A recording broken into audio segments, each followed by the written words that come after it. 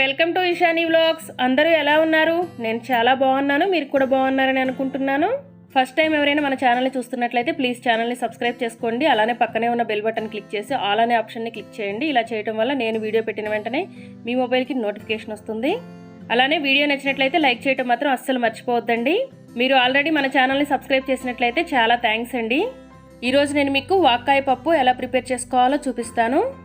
వాక్కాయతో పులిహార, వాక్కాయ పచ్చడి, వాక్కాయ పప్పు ఇలా చాలా రకాలుగా ప్రిపేర్ చేసుకోవచ్చు. ఇవి వర్షాకాలంలో లభిస్తాయి అన్నమాట. వాక్కాయలు వగరగా పుల్లగా ఉంటాయి. వీటిలో విటమిన్ సి ఉంటుంది, అలానే ఫైబర్ కూడా ఎక్కువగా ఉంటుంది. ఇవి మన హెల్త్కి చాలా మంచివి.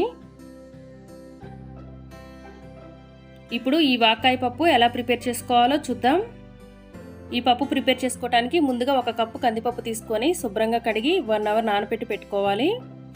1 కప్పు కందిపప్పుకి 2.5 కప్పులు వాటర్ యాడ్ చేసుకోవాలి. అలానే 1 కప్పు కందిపప్పుకి 1 కప్పు వాక్కాయలు తీసుకొని శుభ్రంగా కడిగి పెట్టుకోవాలి. మీరు తినే పులుపును బట్టి ఎక్కువైనా తక్కువైనా ఈ వాక్కాయల్ని తీసుకోవచ్చు.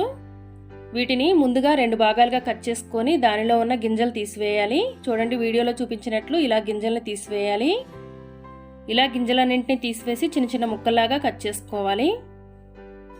ఇప్పుడు వీటిలో 1/2 గ్లాస్ వాటర్ యాడ్ చేసుకొని స్టవ్ పైన పెట్టి 10 మినిట్స్ ఉడికించుకుంటే సరిపోతుంది. మూత పెట్టి ఉడికించుకున్నట్లయితే త్వరగా ఉడుకుతాయి. వీటిని కావాలంటే అలానే పప్పుతో పాటు కుక్కర్లో వేసి ఉడికించుకోవచ్చు. ఇప్పుడు ముందుగా నానబెట్టుకున్న పప్పులో 1 ఆనియన్, అలానే 5-6 గ్రీన్ చిల్లీ కట్ చేసి వేసుకోవాలి. మూత పెట్టి 3-4 విజిల్స్ వచ్చే వరకు ఉడికించుకోవాలి. 10 నిమిషాల్లో ఈ వాక్కాయలు ఉడికిపోతాయండి, త్వరగా ఉడికిపోతాయి ఇవి. ఇప్పుడు వీటన్నింటినీ బాగా మెదుపుకోవాలి.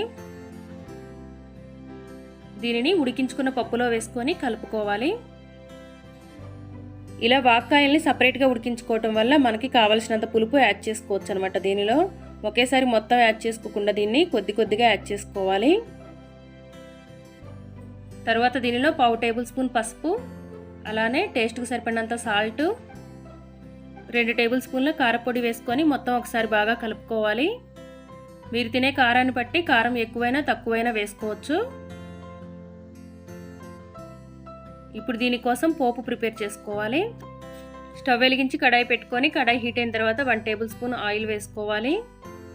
ఆయిల్ హీట్ అయిన తర్వాత ముందుగా 5-6 ఎండుమిరపకాయలు కట్ చేసుకొని వేసుకోవాలి. ఇవి కొంచెం ఫ్రై అయిన తర్వాత 5-6 వెల్లుల్లి రెబ్బలు కొంచెం నలక్కొట్టి వేసుకోవాలి. తర్వాత దీనిలో జీలకర్ర, ఆవాలు, అలానే సాయి మినపప్పు, శనగపప్పు అన్నీ కలిపి 1/2 టేబుల్ స్పూన్ వేసుకోవాలి. ఇవి కూడా ఒకసారి బాగా ఫ్రై చేసుకోవాలి. అలానే కొంచెం కొత్తిమీర, కరివేపాకు వేసుకొని ఒకసారి బాగా ఫ్రై చేసుకోవాలి. చిటికెడు ఇంగువ కూడా వేసుకోవాలి. ఇలా రెడీ చేసుకున్న పోపు మొత్తాన్ని ఇప్పుడు ముందుగా ఉడికించి పెట్టుకున్న పప్పులో వేసుకొని ఒకసారి బాగా కలుపుకోవాలి.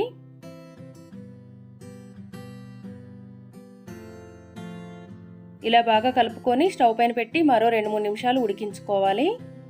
అంతేనండి, ఎంతో హెల్దీ అండ్ టేస్టీ వాక్కాయ పప్పు రెడీ అయిపోయింది. ఇది రైస్ మరియు చపాతీ అన్నింటిలోకి చాలా బాగుంటుంది. ఫ్రెండ్స్, మీరు కూడా తప్పకుండా ఈ పప్పు ఒకసారి ట్రై చేసి చూడండి, చాలా బాగుంటుంది, అలానే హెల్దీ కూడా.